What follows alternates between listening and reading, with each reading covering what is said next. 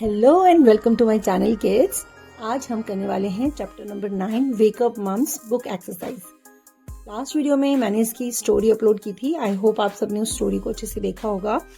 आज हम इसकी बुक एक्सरसाइज में इसके क्वेश्चन आंसर, इसके न्यू वर्ड्स और जो भी पार्ट बुक में दिया हुआ है वो सब हम डिस्कस करने वाले हैं। तो सबसे पहले हम इसका एसेंस रीड कर लेते हैं, जिसमें हम छोटी सी एक समरी को पढ़ेंगे जो हमने स्टोरी में रीड की है। After a long winter in the cave, the bear cubs go to the forest to enjoy the spring. इस स्टोरी में आप सबको याद होगा कि हमने पढ़ा था कि मदर बेयर जो है वो अपनी केव में सोई हुई है विंटर्स के बाद। जब स्प्रिंग आ गया तभी भी वो उठ नहीं रही है, तो उसके जो छोटे छोटे कब्स हैं वो बाहर की तरफ देखते हैं, केव से वो दिखते हैं कि चारों तरफ ग्रीनरी है, तो वो अपनी मदर को उठाने की कोशिश करते हैं। और जब उनकी मदर उठ जाती है विंटर के बाद, उस केव से बाहर आती है, तो वो अपने कब्स को लेकर फॉरेस्ट में जाते हैं और वो सब लोग एंजॉय करते हैं स्प्रिंग सीजन को। There mother is still sleeping. अब जो उनकी मदर है वो बहुत ही ज्यादा गहरी नींद में सो रही हैं। And the cubs try different ways to wake up their mother. Story में हमने ये पढ़ा था कि जो मदर है वो गहरी नींद में सोई हुई हैं और कब्स अपनी मदर को उठाने की कोशिश कर रहे हैं। कभी वो स्पाइडर को लेकर आते हैं, कभी वो कुकू को बुलाते हैं और कभी वो हनी लेकर आते हैं। डिफरेंट वेज से वो कोशिश करते हैं कि वो अपनी मम्मा को उस गहरी नींद से उठा सकें, ताकि वो उन्हें बाहर लेकर स्प्रिंग एंजॉय करवा सके। Now we will see the new words. First word is spring. इसका मीनिंग होता है the season between winter and summer when plants begin to grow. Spring season एक ऐसा सीजन होता है जो विंटर के खत्म होने के बाद और समर के स्टार्ट होने से पहले आता है। जैसे विंटर से पहले ऑटम सीजन आता है। ऑटम में क्या होता है, सारे लीव्स जो होते हैं प्लांट्स से गिर जाते हैं, झड़ जाते हैं और बिल्कुल सारे प्लांट्स खाली हो जाते हैं। लेकिन जैसे ही विंटर सीजन फिनिश होता है उसके बाद आता है स्प्रिंग सीजन, जिसमें क्या होता है, सारे प्लांट्स पे, सारे ट्रीज में न्यू लीव्स आनी स्टार्ट हो जाती हैं, चारों तरफ ग्रीनरी हो जाती है, न्यू अच्छे अच्छे फ्लावर्स खिल जाते हैं, तो बहुत ही ज्यादा प्लीजेंट वेदर हो जाता है। तो उसी को हम बोलते हैं स्प्रिंग सीजन। नेक्स्ट वर्ड है ग्रंट्स। ग्रंट्स मतलब to make a short low sound.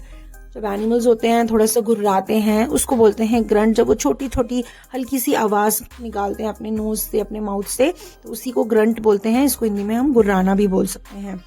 Tackle. Tackle मतलब टू टच समबडी लाइटली।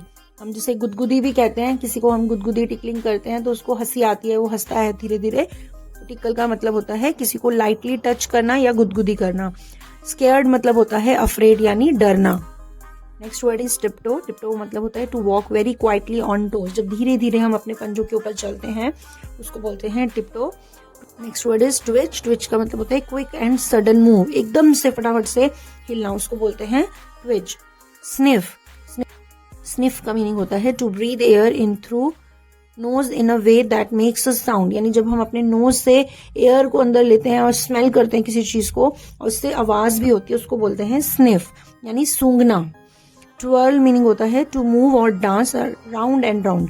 जो एनिमल्स होते हैं आपने देखा होगा, जब बहुत हैप्पी होते हैं तो वो गोल गोल गोल गोल घूमते रहते हैं, बहुत इधर उधर मूव करते रहते हैं, उस डांस टाइप का वो करते हैं, उसको बोलते हैं ट्विर्ल। नाउ रीडिंग कॉम्प्रिहेंशन में एक क्वेश्चन हमें दिया है, arrange the sentences in the order as they appear in the story. Here आपको कुछ सेंटेंसेस दिए हुए हैं, आपको इनको अच्छे से रीड करना है और इनको अरेंज करना है कि स्टोरी में सबसे फर्स्ट क्या चीज हुई, सेकेंड नंबर पे क्या हुआ, थर्ड पे क्या हुआ और सो ऑन। सबको आपको नंबर्स देने हैं। तो हम सारे सेंटेंसेस पहले अच्छे से रीड करते हैं। First sentence is the 3 bears skip into the forest। सारे जो तीनों बेयर्स थे वो फॉरेस्ट में चले गए। बेन एंड बेसी पीप आउट द केव। उन्होंने केव से बाहर झांका, ये तो सबसे फर्स्ट होना चाहिए। Mother bear giggles in her sleep. वो अपनी नींद में ही हंस रही थी। The cubs ask Kuhu to sing. जो छोटे बच्चे थे उन्होंने कुहू को गाने के लिए बोला। And the cubs ask the bees for some Honey. उन्होंने मक्खियों से, मधुमक्खियों से बोला कि हमें थोड़ा सा शहद, हनी दे दो। They tickle mother bear with a spider. उन्होंने मदर बेयर को स्पाइडर से गुदगुदी करवाई। Ben and Bessie dance with joy. उन्होंने बहुत एंजॉय से डांस किया, खुशी से। Mother bear wakes up. Mother bear जो थी वो उठ गई। तो अब हमें इनको नंबर्स देने हैं। हम देखते हैं सबसे फर्स्ट नंबर हम किसको देंगे। So kids, what do you think, कौन सा सबसे फर्स्ट होना चाहिए? सबसे फर्स्ट होना चाहिए बेन एंड बेसी पीप आउट द केव। सबसे पहले उन्होंने क्या किया था, अपनी केव से बाहर की तरफ को झांका था। बेन एंड बेसी ने केव से बाहर की तरफ को झांका, सबसे पहले उन्होंने यही किया था।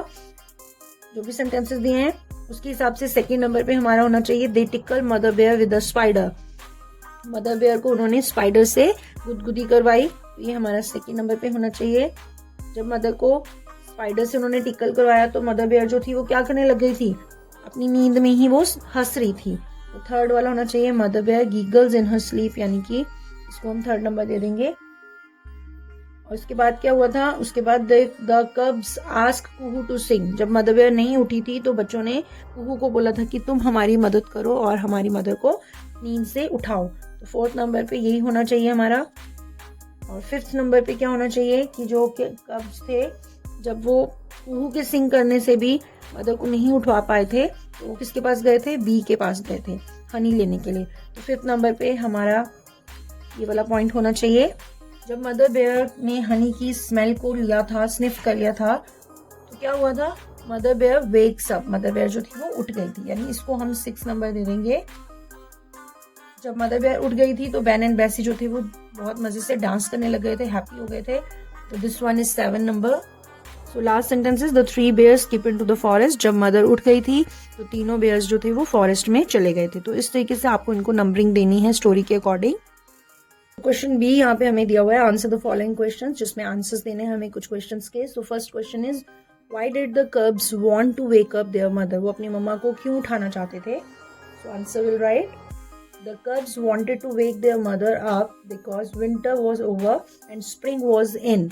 वो इसलिए उठाना चाहते थे अपनी मदर को क्योंकि जो सर्दियां थी यानी विंटर्स जो थे वो फिनिश हो चुके थे एंड स्प्रिंग सीजन जो था वो आ चुका था। तो इसलिए सब लोग, सारे एनिमल्स जो होते हैं विंटर्स में तो अपने घरों में छिप के बैठ जाते हैं, लेकिन जैसे ही विंटर्स फिनिश होती है, स्प्रिंग सीजन आता है, सब लोग बाहर निकल जाते हैं, सब एनिमल्स बाहर निकल जाते हैं और बहुत ही ज्यादा स्प्रिंग में वो इंजॉय करते हैं क्योंकि everywhere there is a greenery. तो सबको, एनिमल्स को भी बहुत अच्छा लगता है, तो वो भी इसीलिए अपनी मदर को उठा रहे थे। Now second question is Ben and Bessie collect the tickly spiders on a leaf. What do they do with the spiders? अब Ben and Bessie ने क्या किया था, उन स्पाइडर्स को लीव्स के ऊपर इकट्ठा किया था। वो उनसे क्या करना चाहते थे, क्यों उन्होंने उनको इकट्ठा किया था।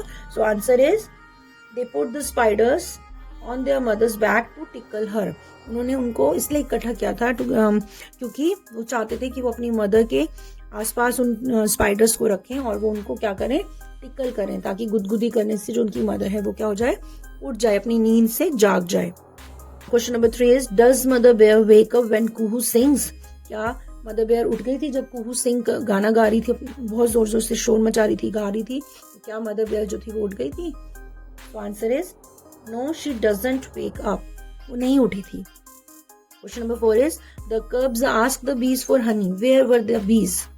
जो कब्स थे उन्होंने बीज को, यानी वो मधुमक्खियों के पास शहद के लिए, हनी के लिए गए थे, जो बीज थी वो कहाँ पर थी, ये पूछा गया आपसे इस क्वेश्चन में। सो answer is the bees were in the bee hive. वो मधुमक्खियां अपने छत्ते पे थी। बी हाइव का मतलब होता है उनका छत्ता जिसमें वो हनी को कलेक्ट करती हैं। Question number 5 is how did mother bear wake up. कैसे उठी mother bear. So answer is mother bear woke up with the smell of honey. जब वो छोटे छोटे कब्स बीज से हनी लेकर आए थे और उन्होंने अपने मदर के पास उसको रख दिया था, तो उसकी स्मेल से मदर बेयर जो थी वो क्या हो गई थी, जल्दी से उठ गई थी। क्योंकि आपको मैंने बताया था लास्ट वीडियो में कि जो बेयर्स होते हैं उनकी स्मेलिंग पावर जो होती है, सूंघने की जो शक्ति वो बहुत अच्छी होती है, बहुत दूर की चीज को भी वो बहुत जल्दी स्मेल कर लेते हैं। तो हनी जो था वो तो मदर बेयर के बिल्कुल पास में ही रखा हुआ था, इसलिए जैसे ही उसको उसकी स्मेल आई वो बिल्कुल जल्दी से उठ गई। सी है answer the following questions with reference to context. यहाँ पे कुछ लाइंस दिए, उन्हें रीड करके उनसे रिलेटेड क्वेश्चंस के हमें आंसर देने हैं। तो फर्स्ट का हम पहले लाइंस को रीड करते हैं। The 2 cubs find some tickly spiders and collect them on a big leaf. Ben takes them where their mum is lying. इसका मतलब क्या है कि जो छोटे छोटे 2 cubs थे, बेन एंड बेसी, उन्होंने कुछ टिकली स्पाइडर्स को लीव्स के ऊपर, बड़ी सी लीव्स के ऊपर कलेक्ट कर लिया और बेन ने उस लीव को ले जाकर अपनी मम्मा के पास उस जगह पे रख दिया जहां पर उनकी मम्मा सो रही थी। तो अब इनके रिलेटेड जो कुछ क्वेश्चंस हैं हम उनके आंसर्स देखते हैं। सो फर्स्ट का एक question is how many cubs are there in the story. कितने कब्स हैं, हमने कितने कब्स के बारे में पढ़ा है। There are 2 cubs in the story. आप चाहें तो उनके नेम भी लिख सकते हैं, Ben and Bessie. B question is why did they collect the spiders on a leaf. उन्होंने उस बड़े से लीफ के ऊपर उन स्पाइडर्स को क्यों कलेक्ट किया था। So answer is to make it tickle their mother. उन्होंने उन स्पाइडर्स को उस लीफ के ऊपर इसलिए कलेक्ट किया था ताकि वो उन स्पाइडर्स को उनकी मदर के आसपास रख दें, और जब स्पाइडर्स चलते हैं तो टिकल होती है, टिकल यानी गुदगुदी होती है, वो लोग भी चाहते थे कि उनकी मदर को भी टिकलिंग हो और वो भी अपनी नींद से उठ जाए। C question is where is the mum lying. Mum जो थी उनकी, बेयर मम जो थी वो कहाँ सो रही थी। सो answer is in one corner of the cave. वो एक जिस गुफा में वो रहते थे उस गुफा में, उस केव के अंदर एकदम कॉर्नर पर वो सोई हुई थी। Second reference to context is I smell honey. मुझे हनी की स्मेल आ रही है। से रिलेटेड क्वेश्चंस देखते हैं। Who says the above line? किसने बोली थी ऊपर वाली लाइन कि मैं हनी को स्मेल कर पा रही हूँ? Mother bear. Answer is mother bear. Mother bear ने बोला था ये कि मेरे को हनी की स्मेल आ रही है। Question B is who is the speaker talking to? जो मदर बेयर है, स्पीकर मतलब जो बोल रहा है, यानी मदर बेयर जो है वो किससे बात कर रही है? So answer is to her cubs Ben and Bessie. यानी मदर बेयर जो थी वो अपने दोनों बच्चों से, बेन एंड बेसी से ये बात कर रही है। And question C is what happens next? क्या हुआ उसके बाद? जब मदर बेयर को स्मेल आ गई हनी की तो उसके बाद क्या हुआ? So answer is she wakes up.